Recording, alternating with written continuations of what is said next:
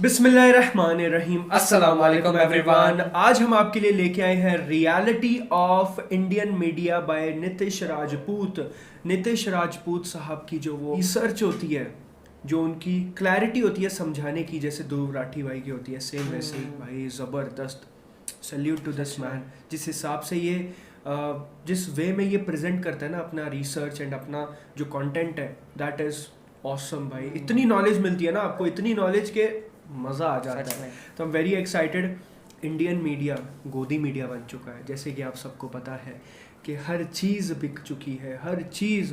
मतलब हमारा Indian media Sachin सा लप्पू, लप्पू सा सचिन, लप्पू सा सचिन और पाकिस्तान से भागी हुई कौन है वो? ये सपना मैं तो वो आंटी का नाम ही भूल गया। जो भी है आपको पता ही होगा, जो लप्पू सा सचिन के पीछे आई थी मैडम।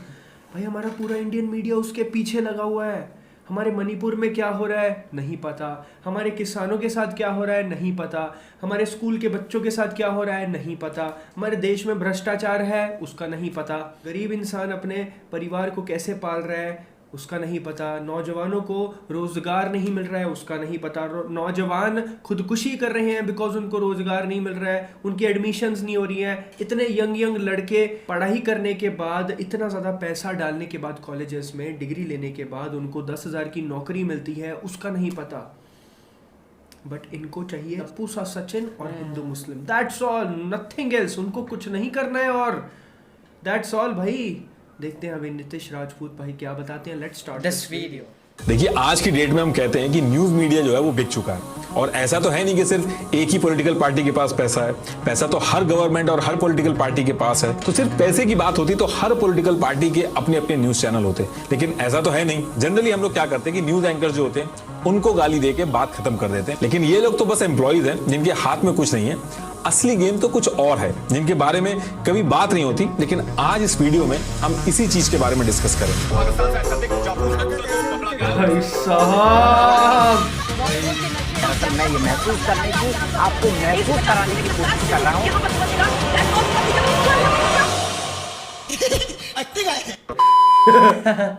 तो इन सारी चीजों को समझने के लिए इसका पूरा स्ट्रक्चर समझना बहुत जरूरी है। मेनली जो इन्फॉर्मेशन हमारे पास फ्लोट होती है वो न्यूज़पेपर्स, टीवी चैनल्स और न्यूज एजेंसीज जो होती है उनके थ्रू होती है। और भी कई तरीके हैं जैसे रेडियो, मैगजीन, सोशल मीडिया। लेकिन देश का जो ओपिनियन है मेनली वो इन्हीं तीन चीजों से मिलकर बनता है। और पॉलिटिकल पार्टीज भी इन तीनों चीजों को कंट्रोल करना चाहती हैं। अब आप में से कुछ लोग कह सकते हो कि न्यूज़पेपर और टीवी न्यूज चैनल्स के बारे में तो हमने सुना है, लेकिन ये न्यूज एजेंसीज क्या होती हैं? तो देखिए, न्यूज एजेंसीज जो होती हैं वो काफी बड़े लेवल पे ऑपरेट करती हैं और न्यूज निकालती हैं और उस न्यूज को इन न्यूज़पेपर और न्यूज चैनल्स को बेचती हैं। यहां तक कि सरकारी न्यूज चैनल जो हैं जैसे डीडी न्यूज वगैरह, वो भी इसी न्यूज एजेंसी से न्यूज लेते हैं। न्यूज एजेंसी का जो स्ट्रक्चर होता है वो काफी बड़ा होता है। इनका ऑपरेशन बहुत ही बड़ा होता है। पूरे वर्ल्ड में इनके ऑफिसेज और रिपोर्टर्स होते हैं। इंडिया की न्यूज एजेंसी की बात करें तो press trust of India, PTI, Uni, United news of India, आपने एएनआई का नाम सुना होगा, एशियन न्यूज इंटरनेशनल, ये इंडिया की न्यूज एजेंसीज हैं। अगर मैं पीटीआई का एग्जांपल लूं तो पीटीआई की खुद की सैटेलाइट है।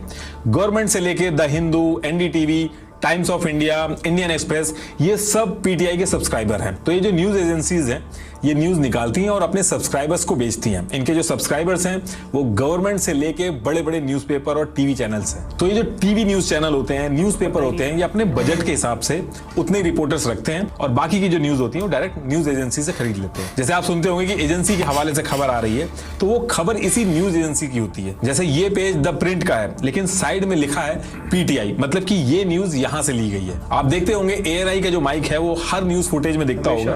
तो एएनआई फुटेज लेके टीवी न्यूज चैनल्स को बेच देता है। और अभी लास्ट एक साल से पीटीआई जो है वो भी वीडियोस में आ गया, तो वो भी फुटेज वगैरह देता। तो अगर किसी को पूरे देश के ओपिनियन पे कंट्रोल करना है तो न्यूज एजेंसीज, न्यूज़पेपर और टीवी चैनल्स तीनों पे कंट्रोल करना होगा। ये तीनों अगर चालें तो लोगों को सरकार के सपोर्ट या फिर अपोज में खड़ा करने का दम रखती हैं, क्योंकि आम जनता जो होती है वो खुद थोड़ी लोकेशन पे जाके इंफॉर्मेशन कंफर्म करती है।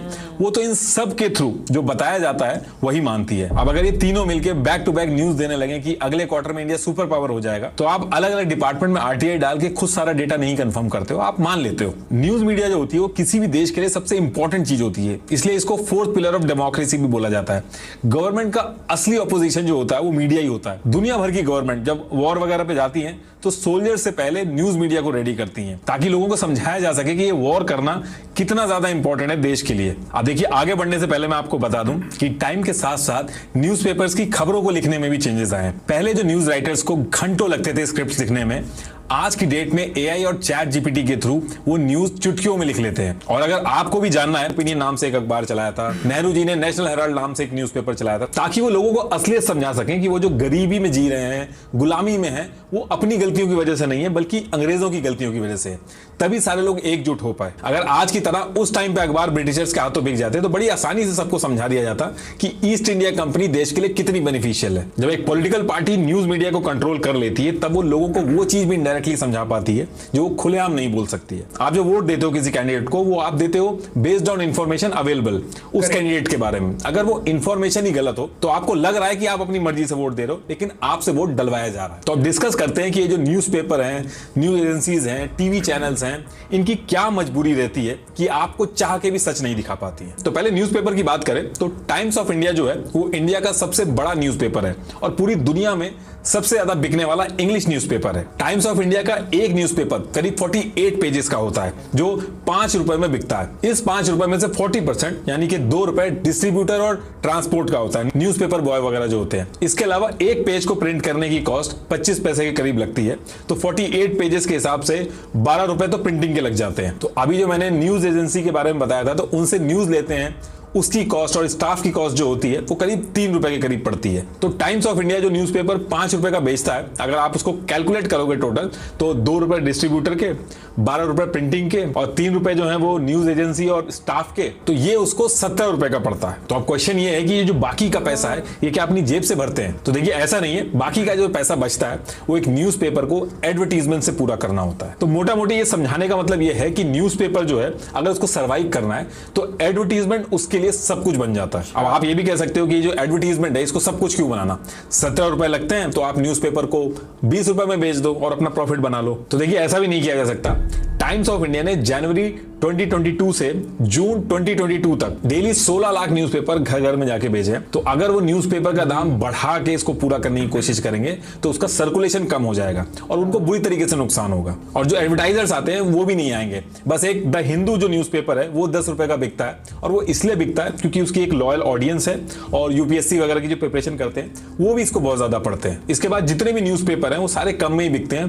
पहली चीज तो यह कि जब टाइम्स ऑफ इंडिया ही कम में बेच रहा है तो बाकी न्यूज़पेपर की भी मजबूरी हो जाती है उसको कम में बेचना, क्योंकि अगर ऐसा नहीं करेगा वो तो कोई और लेगा ही नहीं उसको। अब देखिए, जो एडवर्टाइजर है जो पैसा देके अपना ऐड करवा रहा है न्यूज़पेपर के अंदर, वो उसी न्यूज़पेपर को प्रेफरेंस देता है जिस न्यूज़पेपर के ऑडियंस की परचेजिंग पावर ज्यादा होती है। तो ऐसा माना जाता है कि जो इंग्लिश बोलते हैं और पढ़ते हैं उनकी परचेजिंग पावर ज्यादा होती है, तो इंग्लिश न्यूज़पेपर के ऐड जो होते हैं वो ज्यादा महंगे होते हैं। और क्योंकि एडवर्टाइजर्स का फोकस जो है वो उन न्यूज़पेपर्स पे होता है जिनकी ऑडियंस की परचेजिंग पावर ज्यादा होती है, तो हिंदी न्यूज़पेपर हो या फिर इंग्लिश न्यूज़पेपर हो, जो प्रिविलेज ऑडियंस है जो न्यूज़पेपर खरीद के पढ़ सकती है, उसी ऑडियंस के हिसाब से न्यूज सर्व करता है। और वैसे भी ये जो 5 रुपए का जो न्यूज़पेपर है भले ही कम लगे, लेकिन एक गरीब मजदूर, किसान और पिछड़े इलाकों के लोगों के लिए ये 5 रुपए भी बहुत महंगे होते हैं। तो ऐसे केस में जो न्यूज़पेपर है ये एक प्रोडक्ट बन जाता है जिसकी ऑडियंस गरीब लोग नहीं है बल्कि प्रिविलेज लोग हैं जो न्यूज़पेपर खरीद सकते हैं। इसलिए न्यूज़पेपर के अंदर जो न्यूज होती हैं जैसे कि Bollywood, sports, celebrity gossip, business leaders, ये सारी न्यूज जो होती है प्रिविलेज रीडर्स के लिए ही होती है। और देश का जो काफी बड़ा गरीब तबका है वो पूरी तरीके से कट जाता है न्यूज़पेपर की खबरों से। मुंबई, दिल्ली, बैंगलोर में 1 घंटे भी अगर बारिश हो जाए उस पर घंटों कवरेज चलती है, लेकिन छोटे छोटे गांव अगर पूरी तरीके से भी पानी में डूब जाए तो कोई नहीं पूछता है। टाइम्स ऑफ इंडिया देश का सबसे बड़ा न्यूज़पेपर होने के बाद भी उसका 2018 का जो रेवेन्यू है वो 10,000 करोड़ था और उसका जो प्रॉफिट था वो 681 करोड़ था। और ये जो प्रॉफिट मैं आपको बता रहा हूं देश के इतने बड़े न्यूज़पेपर के हिसाब से काफी कम है। इंडिया के सबसे बड़े न्यूज़पेपर से ज्यादा तो एक बल्ब बनाने वाली कंपनी कमा लेती है। और ये एक बहुत ही डेंजरस सिचुएशन है, क्योंकि जो न्यूज़पेपर कंपनी देश के एक बड़े तबके का ओपिनियन बना रही है और उसके बाद भी प्रॉफिट नहीं बना पा रही है, तो ऐसे केस में उसको कंट्रोल करना छोटे मोटे पॉलिटिशियन और बिजनेस के लिए भी बहुत आसान हो जाता है। अब आप ये भी कह सकते हो कि ये तो प्योर बिजनेस है, तो इसमें पॉलिटिकल पार्टीज और गवर्नमेंट के इशारों पर ये लोग क्यों नाचते हैं? तो थोड़ा सा वेट करिए, अभी आपको समझाता हूं मैं। अब देखिए, न्यूज़पेपर तो फिर भी काफी हद तक कमा लेता है, लेकिन टीवी न्यूज चैनल जो है उनका तो इनसे भी बुरा हाल है। आपका जो टीवी सर्विस प्रोवाइडर है उसकी वेबसाइट पे जाइएगा और न्यूज चैनल के जो मंथली सब्सक्रिप्शन है उसके रेट चेक करिएगा। आधे से ज्यादा न्यूज चैनल जो हैं वो तो फ्री में चल रहे हैं, और जो बाकी हैं वो 1 से 2 रुपए मंथली लेते हैं। और ये मैं दिन का नहीं बता रहा हूँ, मंथली लेते हैं 1 से 2 रुपए। वहीं स्पोर्ट्स और एंटरटेनमेंट चैनल जो हैं वो 10 रुपए से 25 रुपए तक लेते हैं। अगर मैं व्यूअरशिप की बात करूं तो ये देखिए, ये वीकली डेटा है। एंटरटेनमेंट और स्पोर्ट्स चैनल जो हैं वो व्यूअरशिप में बहुत आगे हैं, इसलिए यहां पे भी सारा जो एडवर्टीजमेंट है वो स्पोर्ट्स चैनल और एंटरटेनमेंट चैनल के पास चला जाता है। अब देखिए, एक न्यूज चैनल चलाने में करोड़ों रुपए लगते हैं, लेकिन सब्सक्रिप्शन से इनकी कॉस्टिंग पूरी नहीं हो सकती है। और जो टीवी एडवर्टीजमेंट होते हैं वो भी व्यूअरशिप की वजह से एंटरटेनमेंट और स्पोर्ट्स चैनल्स हैं उनके पास चले जाते हैं। और इसके बाद भी अगर एक न्यूज चैनल गरीबों के मुद्दे दिखाएगा और किसानों की बातें करेगा तो उसकी व्यूअरशिप और गिर जाती है। तो इसलिए मसाला और भूत प्रेत की जो न्यूज होती है उसको दिखा के लोग व्यूअरशिप मेंटेन करते हैं, ताकि एड्स कम से कम थोड़े बहुत तो आते रहे। अगर हम बाहर के देशों के न्यूज चैनल्स की बात करें तो वो अपनी 70% कमाई जो है वो टीवी चैनल्स के सब्सक्रिप्शन से ही पूरा कर लेते हैं। उनकी डिपेंडेंसी एडवर्टीजमेंट पे उतनी नहीं है जितनी इंडिया के अंदर है। बाहर के न्यूज चैनल डॉक्यूमेंट्री वगैरह भी काफी हाई क्वालिटी बनाते हैं, ताकि जिन लोगों ने उनको सब्सक्राइब किया उनको क्वालिटी कंटेंट मिले। जो हाउस ऑफ कार्ड जो सीरीज है उसकी एक सीरीज की कॉस्ट 30 करोड़ रुपए है।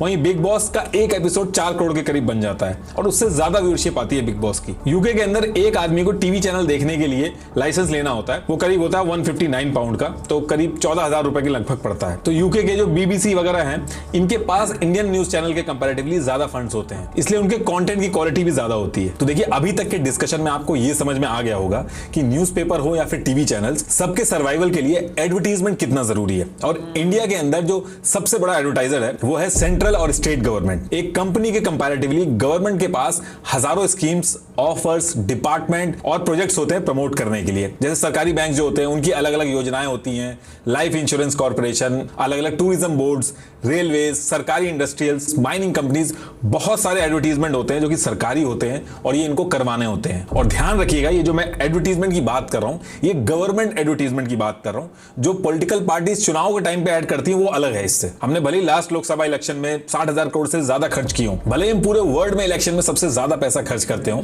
लेकिन इन सबसे कहीं ज्यादा पैसा हमारी गवर्नमेंट को अपनी अलग अलग गवर्नमेंट स्कीम को लोगों तक पहुंचाने के लिए खर्चा करना होता है। तो इसलिए जब कोई पॉलिटिकल पार्टी जीत के पावर में आती है तो उसके हाथ में ये पावर होती है कि एडवर्टीजमेंट किसको देना है। तो मोटा मोटी आप इस तरीके से इसको समझ लीजिए कि गवर्नमेंट जो है वो इन newspaper, news agencies, TV channels की सबसे बड़ी कस्टमर है, यानी कि ग्राहक है। और ये हमेशा से चलता आया कि सेंट्रल गवर्नमेंट हो, पहले की गवर्नमेंट हो, स्टेट गवर्नमेंट हो, उनके अगेंस्ट में जब भी न्यूज मीडिया लिखता है तो उनके एडवर्टीजमेंट बंद हो जाते हैं। जैसे 2019 के इलेक्शन के टाइम पे जो द हिंदू न्यूज़पेपर था, उसने रफाल डील में कई सारी इरेगुलरिटीज हुई थी, उसको लेके बीजेपी के अगेंस्ट में एक सीरीज चला दी थी। ऐसे ही टाइम्स ऑफ इंडिया ने एक सीरीज चलाई थी जिसमें उन्होंने लोकसभा इलेक्शंस के टाइम पे पीएम मोदी के मॉडल कोड ऑफ कंडक्ट को वायलेट करने पे खबरें चलाना स्टार्ट कर दी थी। और फिर जब 2019 में गवर्नमेंट जीत के आई तो times of India, the Hindu, economic Times, the telegraph और एबीपी, जिसको आनंदा बाजार पत्रिका कहते हैं, ऐसे न्यूज़पेपर के एडवर्टीजमेंट बंद कर दिए थे। ये कहना था अधीर रंजन चौधरी का, जो कांग्रेस के लीडर थे। अधीर रंजन चौधरी ने लोकसभा में खड़े होकर बोला कि बीजेपी गवर्नमेंट ये जानबूझ के कर रही है, और ये भी बोला कि बीजेपी ने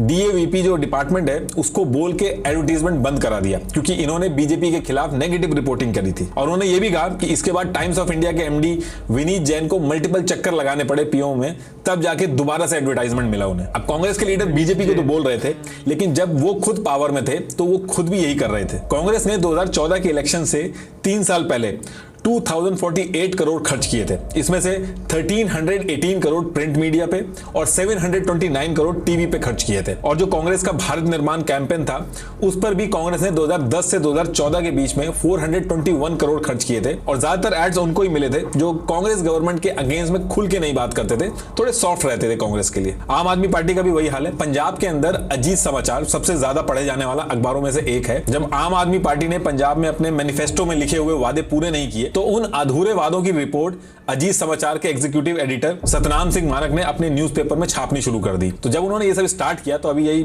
2023 के स्टार्टिंग में आम आदमी पार्टी ने ये जो न्यूज़पेपर है अजीत समाचार, इसके पहले डिस्प्ले ऐड बंद करवा दिए, फिर जो टेंडर वाले एड्स थे उनको बंद करवा दिया, और जो गवर्नमेंट के प्रेस नोटिस वगैरह आते थे जो सबको मिलते थे वो भी बंद करवा दिए। अब अजीत समाचार जो न्यूज़पेपर है उसको फाइनेंस मैनेज करने में बहुत दिक्कत आ रही है, और आज की डेट तक इनके ऐड दोबारा से नहीं चालू किए गए। आम आदमी पार्टी ने सेम यही चीज पंजाबी ट्रिब्यून के साथ भी की थी, लेकिन वो जल्दी समझ में आ गया उनको, तो उनके ऐड जो थे। सो गाइज, अगर आप एक जेन्युइन प्लेटफॉर्म ढूंढ रहे हो अपने फोन के जरिए ऑनलाइन अर्निंग करने के लिए, तो आप मुझे व्हाट्सएप पे टेक्स्ट कर सकते हो। मेरा इंस्टाग्राम भी फॉलो कर सकते हो, इस पे भी पूरी इन्फॉर्मेशन मिल जाती है, तो आप इंक्वायरी करके आगे बढ़ सकते हो। Thank you. वो शुरू कर दिए गए थे, लेकिन अजीत समाचार के एग्जीक्यूटिव एडिटर सतनाम सिंह जो है वो खुलेआम कह रहे हैं कि आम आदमी पार्टी के जिन मुद्दों पे हम रिपोर्ट कर रहे हैं उसको इनडायरेक्टली करने के लिए मना किया गया, और अगर हम ये करते रहेंगे तो हमें ऐड कभी नहीं मिलेंगे। ऐसे ही उत्तर प्रदेश का एग्जांपल लें तो अप्रैल 2020 और मार्च 2021 में एक साल के अंदर 160.31 करोड़ सिर्फ टीवी ऐड पे खर्च किए गए। इसमें सबसे ज्यादा जो पैसा था वो नेटवर्क 18 को मिला, और मार्च 2022 के आसपास ये फंड मिला था। और उसके बाद से आप अगर रिपोर्टिंग देखोगे नेटवर्क 18 की, जिसमें अमीश देवन के आप अगर इंटरव्यू वगैरह देखोगे, रिपोर्टिंग देखोगे, तो ये सब आपको न्यूज करते हुए, रिपोर्टिंग करते हुए, इंटरव्यू लेते हुए अपने जो एडवर्टाइजर हैं उनके खिलाफ सॉफ्ट दिखेंगे। और इस पूरे खेल में जो दिल्ली की आम आदमी पार्टी है वो सबसे एक कदम आगे है। दिल्ली में आम आदमी पार्टी ने बायोडिकम्पोजर लॉन्च किया।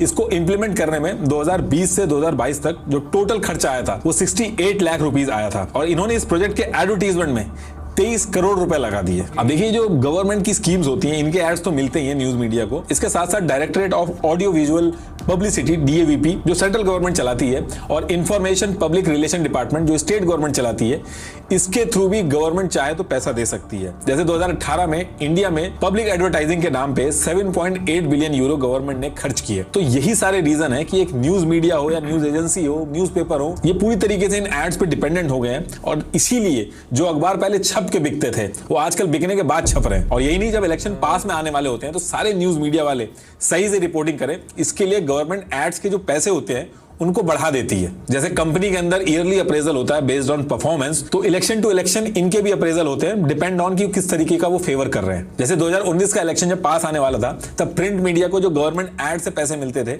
उसको डायरेक्ट 25% बढ़ा दिया था, और उसके कुछ दिन बाद प्राइवेट टीवी चैनल जो थे उनके एडवर्टाइजिंग राइट जो थे उसको 11% बढ़ा दिया था। और एक्सपर्ट्स ये भी कह रहे हैं कि 2024 का जो इलेक्शन आने वाला है इससे पहले जो न्यूज एजेंसीज हैं, न्यूज चैनल्स हैं, इनके जो रेट्स हैं वो फिर से बढ़ाए जाएंगे। और ये जो मैं अभी आपको बता रहा हूँ ये तो गवर्नमेंट एड्स की बात कर रहा हूं मैं। जब इलेक्शंस पास में आने वाले होते हैं तो जो न्यूज मीडिया है उसके दोनों हाथ घी और मुंह कढ़ाई में होते हैं। ये जो अलग अलग इंडिविजुअल पार्टीज वगैरह होती हैं, इनके झंडे, टोपी ये सब दिखाने के लिए अलग से पैसे मिलते हैं। Broadcast audience research council BARC, इसका एक डेटा है जिसमें कांग्रेस और बीजेपी एड्स पर पैसे खर्च करने में टॉप 10 में है, और बीजेपी कांग्रेस से भी आगे है। बीजेपी ने 12 नवंबर 2018 से 16 नवंबर 2018 तक 22,099 टाइम्स टीवी पे ऐड चलाए, जो पूरे इंडिया का जो सेकंड लार्जेस्ट एडवर्टाइजर है उससे भी डबल था। ये चार्ट भी देख लीजिए लैंग्वेज वाइज टीवी चैनल्स को कैसे पैसे बांटे जाते हैं। शुरू में मैंने न्यूज एजेंसीज के बारे में बात किया था जो इतनी पावरफुल होती है कि इनके खुद के सैटेलाइट्स वगैरह होते हैं।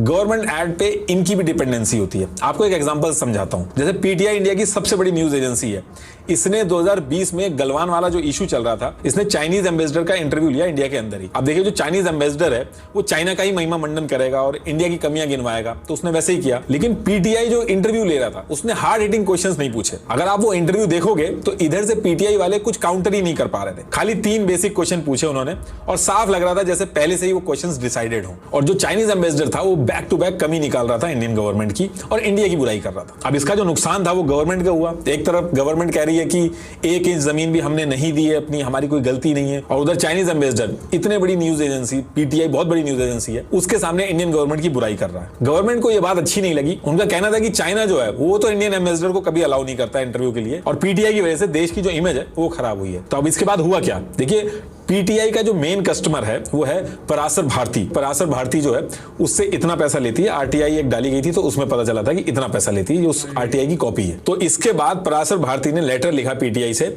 और कहा कि जो आप कर रहे हो इसके बाद हमें अपने रिलेशन जो है वो रीइवैल्यूएट करने होंगे। और इस इंसिडेंट के बाद आप अगर देखोगे तो जो बाकी की न्यूज एजेंसीज हैं जैसे ANI वगैरह है, इनको इंपॉर्टेंस ज्यादा मिलने लगी। सारे मिनिस्टर्स के जो इंटरव्यू हैं वो ANI पे मिलने लगे। तो इस तरह से गवर्नमेंट इनको हैंडल करती है। देखिए, न्यूज चैनल्स को सर्वाइव करने के लिए काफी कुछ करना होता है। और मान लीजिए आप पढ़ाई करके एक न्यूज चैनल को ज्वाइन करते हैं और कहते हैं कि हम सच्चाई का आईना दिखाएंगे, हम ये सब रिपोर्टिंग नहीं करेंगे, तो दूसरे ही दिन आपको हटा के किसी और को जगह दे दी जाएगी। और बाकी कहीं भी अगर आप जॉब करेंगे तो बाकी न्यूज चैनल के साथ भी तो वही है, तो आपका जो करियर है वही दाव पे लग जाएगा। और जो न्यूज चैनल रूलिंग गवर्नमेंट के अगेंस्ट में ज्यादा रहते हैं तो प्राइवेट कंपनीज जो है वो भी बचती है उनको ऐड देने के लिए, ताकि जो रूलिंग गवर्नमेंट है उससे उनकी बात ना खराब हो जाए। अच्छा, ये जो एडवर्टीजमेंट का पूरा गेम है, इसमें कभी कभी ऐसा भी होता है कि गवर्नमेंट को उल्टा चूना भी लग जाता है। ये जो अलग अलग पार्टियों के कार्यकर्ता वगैरह होते हैं, जो अपनी प्रोफाइलों में समाज सेवक वगैरह लिख के घूमते हैं, तो ऐसा भी केस हुआ है कि कुछ सिचुएशन में कार्यकर्ता अपनी पार्टियों को भी धोखा दे देते हैं पैसा बनाने के लिए।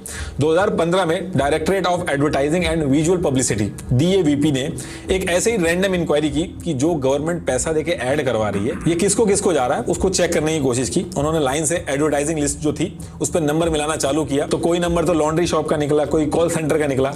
एक्चुअल में न्यूज़पेपर जो थे वो एग्जिस्ट ही नहीं करते थे, लेकिन गवर्नमेंट से ऐड के पैसे लेके ये जो समाज सेवक थे ये समाज भक्षक का काम कर रहे थे। अब देखिए होता क्या है कि अगर ऐड के पैसे से भी कुछ न्यूज एजेंसीज या न्यूज़पेपर कंट्रोल में नहीं होते हैं, तो फिर गवर्नमेंट यूज करती है SLAP स्लैप स्ट्रेटेजी, यानी कि strategic law suits against public participation. इस स्ट्रेटेजी के थ्रू जो जर्नलिस्ट या फिर न्यूज एजेंसीज इन बड़े बड़े लोगों के खिलाफ या पॉलिटिशियंस के खिलाफ लिखते हैं या फिर उनकी बात नहीं सुनते हैं, उनके खिलाफ back to back case file किए जाते हैं डिफेमेशन के। और ये जो केस किए जाते हैं, इनका मकसद जीतना या हारना नहीं होता है, बल्कि परेशान करना होता है कि इतना हरास कर दो कि वो लिखना ही छोड़ दें। अब मान लो कि दिल्ली के अंदर कोई जर्नलिस्ट है और वो गवर्नमेंट के अगेंस्ट में या फिर बड़े बड़े बिजनेसमैन है उनके अगेंस्ट में लिख रहा है, तो उसको एक जगह से नहीं बल्कि मल्टीपल जगह से उसके खिलाफ डिफेमेशन किया जाता है। जैसे चंडीगढ़, असम, अलग अलग जगह से उसके ऊपर डिफेमेशन केस किया जाएगा। एक एग्जांपल समझाता हूं कि मैं कहना क्या चाह रहा हूं। अगर आपको याद हो तो एक IIPM करके एक इंस्टीट्यूट था जो हर जगह उसके ऐड चलते थे, जिसको अरिंदम चौधरी चलाते थे। तो इस इंस्टीट्यूट में एक दिक्कत थी कि ये इंस्टीट्यूट ना तो UGC यूनिवर्सिटी ग्रांट्स कमीशन ना तो इससे एफिलिएटेड था और ना ही AICTE all India council for technical education ना ही इससे एफिलिएटेड था। लेकिन उसके बाद भी ये बच्चों से मोटा पैसा लेके डिग्री वगैरह दे रहा था। लाखों बच्चों का फ्यूचर इस पे दाव पे लगा था। तो 2005 में आउटलुक ने कहा कि IIPM अनएथिकल एडवर्टाइजिंग प्रैक्टिस कर रहा है, स्टूडेंट्स का जो फ्यूचर है वो दिक्कत में आ सकता है। और फिर इसके बाद IIPM ने इसी स्लैप स्ट्रेटेजी का यूज किया। IIPM ने आउटलुक के खिलाफ डिफेमेशन केस किया, फिर कैरावन मैगजीन है उसके ऊपर डिफेमेशन केस किया, उसके बाद करियर 360 उसके ऊपर, उसके जो पब्लिशर थे महेश्वर पेरी उसके ऊपर केस किया। और जब ये केस करते थे, मल्टीपल केस करते थे, खुद एज अ कंपनी भी केस करते थे और इनकी कंपनी के अंदर जो एम्प्लॉइज थे उनको भी पैसे देके उनसे भी केस करवाते थे। और जहां का जर्नलिस्ट होता था वहां से दूर केस किए जाते थे। मान लो दिल्ली का है तो उसके ऊपर जो केस हो गए वो चंडीगढ़, आसाम, अलग अलग जगह से होगी, ताकि जो जर्नलिस्ट है उसको पहले तो लॉयर ढूंढने में दिक्कत आए, फिर फाइनेंशियल बर्डन उसका बढ़ जाए। जहां वो एक लॉयर कर सकता था उसको मल्टीपल लॉयर करने पड़ेंगे। इस तरीके से हरास करना चालू किया। तो मोटा मोटी ऐसे समझिए कि एक जर्नलिस्ट या न्यूज एजेंसी की कॉस्ट इतनी बढ़ा दो कि वो आपके बारे में लिखना ही बंद कर दे। और यही सेम चीज IIPM के साथ भी हुई। इसने इतने केस बैक टू बैक करे और इतने सारे लोगों पे करे कि एक टाइम ऐसा आ गया था कि कोई भी न्यूज एजेंसी इतना कुछ देखने के बाद भी लिख ही नहीं पा रही थी इनके खिलाफ। और आगे चल के ये लोग केस जीते भी, लेकिन उसका कोई फायदा नहीं हुआ, क्योंकि उतने टाइम तक ये लोग हरास हो चुके थे और जो खबरें थी वो बाहर आना बंद हो गई थी। और यही सेम स्ट्रेटेजीज बड़ी कंपनीज जो होती हैं, पॉलिटिकल पार्टीज होती हैं, गवर्नमेंट होती हैं, ये न्यूज मीडिया और जर्नलिस्ट के खिलाफ यूज करती है अगर वो उनके कंट्रोल से बाहर हो जाते हैं। जैसे अनिल अंबानी के खिलाफ बहुत सारी न्यूज आ रही थी, तो 2018 जनवरी के बाद फाइनेंशियल टाइम्स, ब्लूमबर्ग और इंडियन पब्लिकेशन जैसे the Economic Times, the Financial Express, the Week, the Tribune, NDTV, इन सब के ऊपर बैक टू बैक केस किए जब तक लिखना बंद नहीं किया इन्होंने।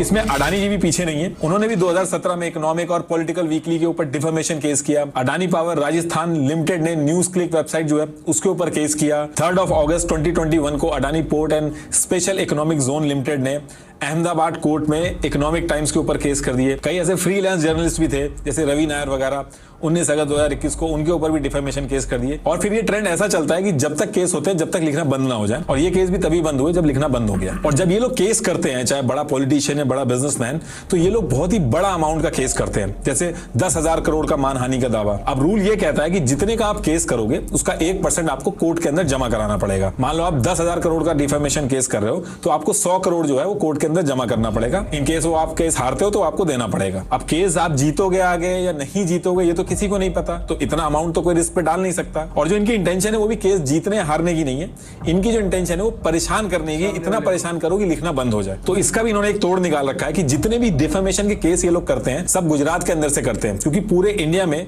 गुजरात एक ऐसी जगह है जहां पे मैक्सिमम फीस जो आप डिफेमेशन के लिए कर सकते हो वो 75,000 ही कर सकते हो। मतलब कि आप 10,000 का भी डिफेमेशन केस कर सकते हो, बस आपको 75,000 रुपए जमा कर रहे हैं, तो ज्यादा अमाउंट रिस्क पे नहीं रहता है। वर्स्ट केस सिनेरियो में केस हार भी जाए तो 75,000 रुपए चले जाते हैं। लेकिन इन सब चीजों की वजह से इतना हरासमेंट होता है, इतने वकील लगते हैं, इतना ट्रैवल, इतना पैसा लगता है कि जो मीडिया इंडस्ट्री है और जो जर्नलिस्ट वगैरह है वो लिखना बंद कर देते हैं। तो ये स्लैब स्ट्रेटेजी है, ये भी यूज करते हैं लोग। अब एडवर्टीजमेंट का जो पैसा है उसको देके भी अगर मीडिया कंट्रोल में नहीं आता है, डिफॉर्मेशन के केसेस जो है डरा धमका के, उससे भी अगर मीडिया कंट्रोल में नहीं आता है, तो नेक्स्ट ऑप्शन आता है उसको खरीदने का। मीडिया कंसोलिडेशन के बारे में आप एक सर्च मारिएगा तो आपको पता चलेगा। इसमें बेसिकली ये है कि कुछ लोग पूरे मीडिया को कंट्रोल करके पूरे देश का ओपिनियन डिसाइड करते हैं। अब देखिए होता क्या कि बाकी इंडस्ट्री जो है उसके मुकाबले मीडिया कंपनीज जो है वो छोटी हैं, भले ही हजारों करोड़ कमाती हूं, लेकिन उनके कंपैरेटिवली काफी छोटी हैं। 2007 और 2008 का जो इकोनॉमिक बूम आया था उसमें बाकी कंपनीज तो बहुत ज्यादा ग्रो करी, लेकिन न्यूज मीडिया कंपनी जो थी उनका जो बिजनेस मॉडल था वो उतना इफेक्टिव नहीं था, तो वो हमेशा कर्जे में ही रहती थी। और यही वो टाइम था जब बड़े बड़े पॉलिटिशियंस, बड़े बड़े बिजनेसमैन ये न्यूज मीडिया को खरीदना शुरू किया इन्होंने। इंडिया के अंदर जितने भी न्यूज चैनल हैं उनमें से 1/3 या तो पॉलिटिशियन ओन करते हैं या फिर बिजनेसमैन ओन करते हैं जो पॉलिटिशियन से बहुत ही क्लोजली लिंक्ड है। और पहले के टाइम पे जब लोकल केबल डिस्ट्रीब्यूशन सिस्टम था तो उस टाइम पे तो लगभग 60% लोकल पॉलिटिशियन जो थे वो उसको ओन करते थे। ये देखिए ये है पूरा चार्ट कि कौन किसको चलाता है। लेकिन ये भी इनफ ना हो तो मैं और बता देता हूँ कि कौन सा न्यूज चैनल को कौन सा बिजनेसमैन या फिर पॉलिटिशियन ओन करता है। ये लोग किसी NGO या किसी समाज सेवा वाली कंपनी को ओन करें ना करें, लेकिन इनका इंटरेस्ट न्यूज मीडिया कंपनी में बहुत रहता है। नेटवर्क 18 इसके पास CNBC आवाज, CNN न्यूज 18, न्यूज 18 इंडिया और CNBC TV 18 जैसे न्यूज चैनल्स हैं। और firstpost.com और moneycontrol.com जैसी वेबसाइट थी, ये भी इनके पास थी। न्यूज 18 के पास तो फॉर्ब मैगजीन जो है उसको छापने तक के लाइसेंस थे इंडिया के अंदर।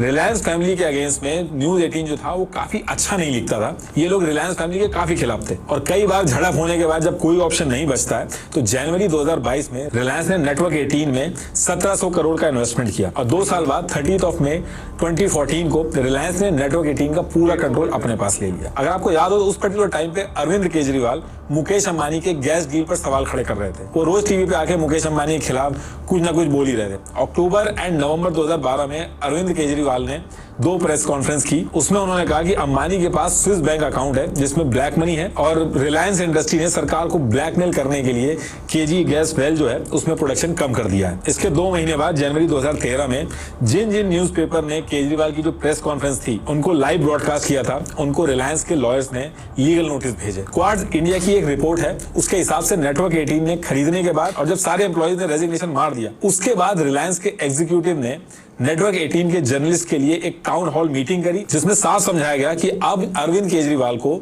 न्यूज मीडिया के अंदर दिखाने की कोई जरूरत नहीं है। इसी तरह जो बाकी चैनल्स हैं उनमें भी बड़े बड़े कॉर्पोरेट हाउसेस का पैसा लगा है। तो ये तो मैंने एक एग्जांपल के लिए बताया। इसी तरीके से बाकी जो न्यूज चैनल है उसमें भी बड़े बड़े कॉर्पोरेट हाउसेस का पैसा लगा है, जैसे कि इंडिया टुडे ग्रुप जो है जिसमें आज तक, इंडिया टुडे, ललन टॉप और न्यूज तक जैसे चैनल्स हैं, इसका 23.6% हिस्सा कुमार मंगलम बिरला और उनकी फैमिली ओन करती है। इसी तरीके से एशिया नेट न्यूज जो है उसको राजीव चंद्रशेखर ओन करते हैं जो बीजेपी से एसोसिएटेड है और अभी सेंट्रल गवर्नमेंट में ministry of state of skill development and entrepreneurship and electronics and information technology के मिनिस्टर। इन्होंने रिपब्लिक टीवी में भी शुरू में इन्वेस्ट किया था और डायरेक्टर भी थे, हालांकि अभी इन्होंने छोड़ दिया। जो लोग मत है उसको दारदा फैमिली के विजय दारदा जो 3 बार कांग्रेस पार्टी की तरफ से MP भी बने हैं वो ओन करते हैं। ऐसे पंजाब में जो अकाली दल के प्रमुख हैं सुखबीर सिंह बादल और उनकी फैमिली PTC न्यूज नेटवर्क को ओन करती है। इसके अलावा यही family cable TV distribution network को भी ओन करती है। पंजाब में तो ये केस और भी इंटरेस्टिंग हो गया क्योंकि जिस चैनल को CM के बेटे ओन करते थे उसी चैनल को पंजाब की जो गवर्नमेंट थी वो सरकारी एड भी देती थी और वो भी तब जब वो चैनल बिल्कुल जस्ट लॉन्च हुआ था। उसकी व्यूअरशिप वगैरह क्या है उसका कुछ पता नहीं था, उसके बाद भी उसको गवर्नमेंट एड मिले। 2008 में 3 चैनल थे, PTC न्यूज, PTC पंजाबी और PTC चक दे, ये लॉन्च हुए और लॉन्च होते ही सरकारी एड्स मिलना चालू हो गए। न्यूज एक्स और इंडिया न्यूज जो उनके रीजनल चैनल जो हैं वो हरियाणा के पॉलिटिशियन और फॉर्मर मिनिस्टर विनोद शर्मा के बेटे कार्तिक शर्मा ओन करते हैं। जी न्यूज जो है उसको सुभाष चंद्र और उनकी फैमिली ओन करती है। 2016 हरियाणा में इनको बीजेपी का सपोर्ट था। और जो तमिलनाडु का सबसे बड़ा मीडिया ग्रुप है सन टीवी, उसको कलानिधि मरन ओन करते हैं जो तमिलनाडु के CM MK स्टालिन के रिलेटिव हैं और DMK पार्टी को बिलोंग करते हैं। ये देखिए ये है पूरा चार्ट कि कौन किसको चलाता है। अब देखिए आधे घंटे तक मैं और भी बताता रहूंगा तो नाम खत्म नहीं होंगे। आप एक सर्च मारिएगा कोई भी न्यूज चैनल है आपको पता चल जाएगा कौन सा पॉलिटिशियन कौन सा बिजनेसमैन उसके पीछे है। तो लास्ट में हमारा रिएक्शन बहुत इंटरेस्टिंग ये वीडियो था, रियलिटी ऑफ इंडियन मीडिया। जिस तरह से इन्होंने इंडियन मीडिया की लाचारी दिखाई है, मतलब एक लाचारी हो सकती है ना कि मतलब जो मीडिया है जो मीडिया में जो हम एंकर्स देखते हैं, हम जो न्यूज़ एंकर्स जो बोलते हैं, जिस तरह से वो बात करते हैं, जो वो क्वेश्चंस पूछते हैं, वो सारे के सारे मैन्युपुलेटेड होते हैं। बिकॉज अगर उन्होंने किसी के खिलाफ कुछ भी बोल दिया तो या तो फिर उनके चैनल को आगे जाके एड्स नहीं मिलेंगी, या तो फिर उनका रेवेन्यू नहीं होगा, या तो फिर उनकी जॉब चली जाएगी। तो उनको थक हार के वही करना पड़ता है जो बिजनेसमैन चाहते हैं या फिर जो पॉलिटिशियंस चाहते हैं। अभी चाहे वो कोई भी पार्टी हो, चाहे वो किसी भी तरह की कौन सी भी पार्टी हो, मतलब एंड में जो न्यूज़ चैनल्स को करना है वो according to the businessmans, according to the politicians ही करना है। तो आप देखो भाई कितनी बड़ी चीज़ है ये, मतलब ओए ओए ओए, बहुत बड़ी चीज़ है। मतलब सब जगह एक दूसरे के साथ ऐसे कनेक्टेड है, मतलब कुछ भी नहीं कर सकते इसमें। मतलब इसमें अभी दोष दें तो किसको दें, क्या ही करें। आप बताइए आपकी क्या राय है। मेरा तो दिमाग चकरा गया है सुन के ये सब चीज़ें। तो हम मिलते हैं अगले वीडियो में। जज़ाकल्लाह खैर, फ़ी अमान अल्लाह।